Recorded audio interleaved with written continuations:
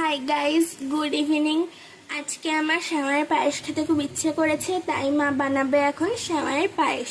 তো মা এখানে তার জন্য নিয়ে নিয়েছে সাদা তেল, তেজপাতা, দুধ, সেমাই আর ঘি। আর এখন বাইরে হচ্ছে প্রচন্ড বৃষ্টি, এই যে।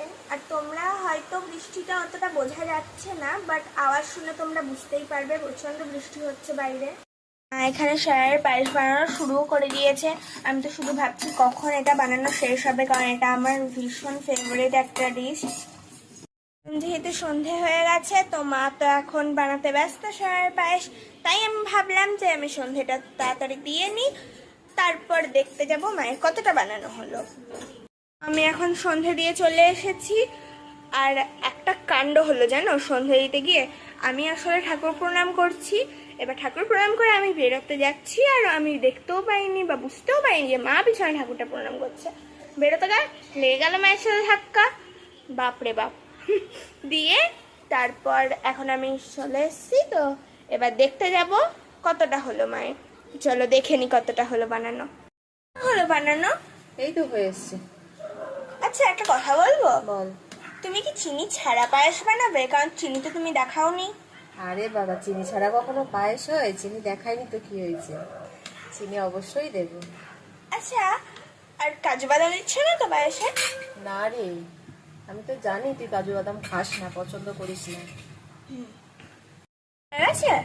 হ্যাঁ রে, হয়ে গেছে। এই যে লাস্টে ঘি আর এলাচটা দিয়ে দিলাম, হয়ে গেছে।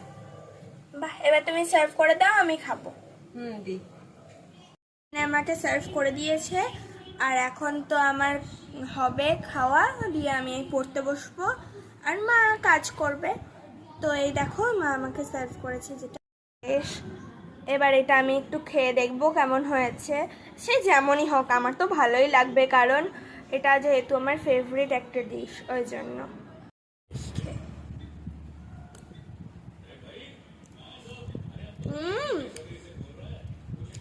সত্যি দারুণ হয়েছে খেতে, ফাটাফাটি। আমার তো ভালো লাগে এমনিতেই, বললাম।